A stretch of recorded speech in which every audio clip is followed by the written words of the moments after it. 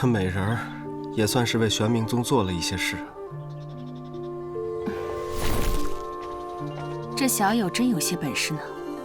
若没有小友，恐怕玄冥宗的山门都得让那魔修给拆了。天上那个好像不太对，不好了，那玩意儿掉下来了！快跑啊！我们顶不住的。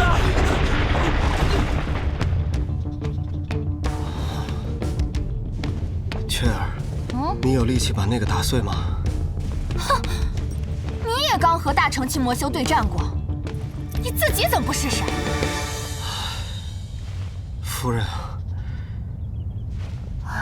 是妾身多嘴了。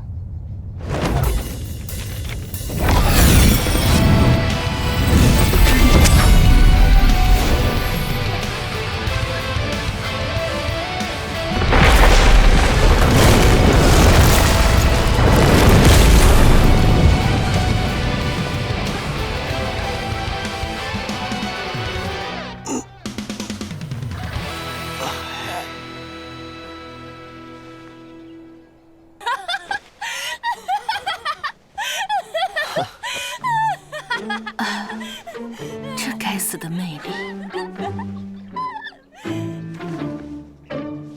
这事儿还是算到美人头上吧。